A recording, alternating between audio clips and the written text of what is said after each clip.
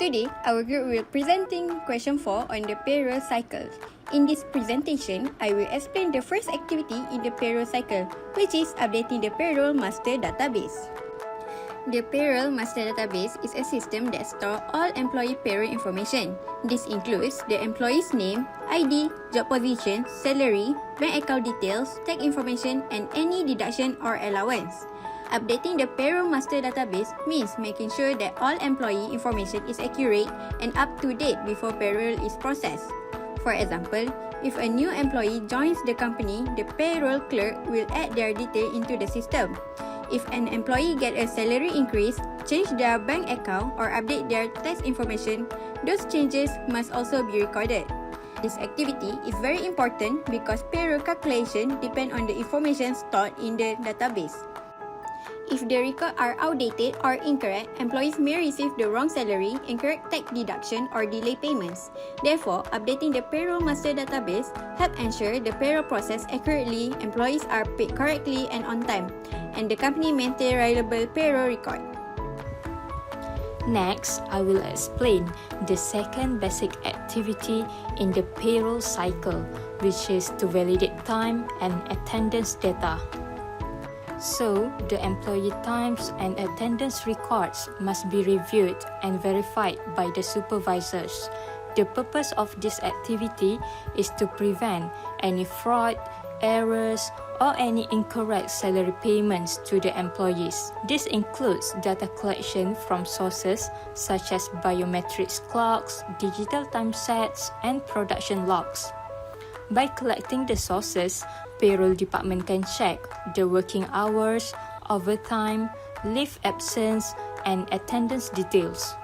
Validation ensures that employees are paid based on the actual time worked and the payroll calculation are accurate. Next, I will explain the third activity in the payroll cycle, which is prepare payroll. Prepare payroll is the process of calculating how much salary each employee should receive. Normally, payroll includes wages, overtime, allowances, bonuses, and deductions such as PPF, SOCSO, and monthly tax deduction or MTD before calculating the final salary. Next, I will explain the disbursement stage in the payroll cycle. Once the payroll has been prepared and approved, salary payments are distributed to employees through bank transfer or other approved payment methods. The organization must ensure that each employee receives the correct amount on the scheduled payday. The step completes the payroll payment process. After employees receive their salaries, the payroll process is not yet complete. The final step is the disbursement of taxes and miscellaneous deduction. At this stage, the employer transfers all the payroll deduction to the appropriate authorities and organization. These deductions include income tax, employees' provident funds, PPF, Social Security Organization, SOCSO contribution, insurance premium, and any other authorized deduction from employee salaries. Why this is important? This step is very important because it ensures that the company comply with the legal requirement and fulfill its obligation to both government authorities and the third-party organization. It also helps to protect employees' benefits and ensures that all payroll deductions are paid accurately and on time.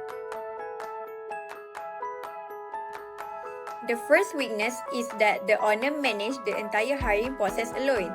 The owner is responsible for everything, including deciding job vacancies, advertising the position, screening more than 30 applicants through WhatsApp, and conducting all the interview by himself. The implication of this is there are no segregation of duties since only one person is handling the requirement process. There is higher risk of bias, favoritism, or hiring more people who are not qualified. There is also no independent verification, which increases the risk of creating ghost employees, where someone could be added to the payroll without the proper checks. To reduce this risk, the company should have segregation of duties. The human resource should handle the requirement, and the wages approval should be independently reviewed by the management. Next, the second weaknesses of controls in the payroll-related activities in the case of Roses Hills Enterprise is the owner verbally informs the payroll clerk about the new workers' wages. There is no proper document provided. The implication of these weaknesses is it may lead to miscommunication between the owner and the payroll clerk, which can cause incorrect wages rates may be entered into the payroll records, as there is no agreement documents to support the proof of hiring new employee. It may cause errors and fraud in the payroll. The control procedures that Roses Hills Enterprise can do is to use the formal written employment form that contains employees' details, the wages rates, and the management approvals before payroll's records are updated, and keep it in the payroll master files. Next, the third weakness is that employees record their attendance using punching cards without adequate supervision or identity verification. This means the company cannot verify whether the employee recording the attendance is the actual person who is supposed to be working. The implication is that employees may commit payroll fraud by falsifying their clock-in and clock-out times, engaging in body punching where one employee clocks in or out on behalf of another, or overstating their working hours. As a result, the company may pay employees for hours they did not actually work, leading to the financial losses. To overcome this weakness, the company should implement a biometric attendance system, such as fingerprint or facial recognition authentication. This system verifies each employee's identity before recording attendance, preventing body punching, and ensuring that only the actual employee can record their attendance.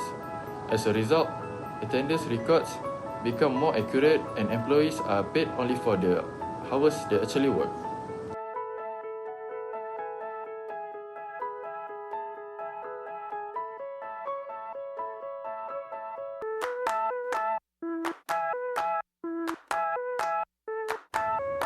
The weaknesses is salaries are paid in cash, and it will be kept by the payroll clerk if the workers or if the employees are absent. So, the implication is the risk of theft or misappropriations of cash. So, payroll clerk may took out some of the absent workers' salaries. So, it will be difficult to tracking the payments if that happen.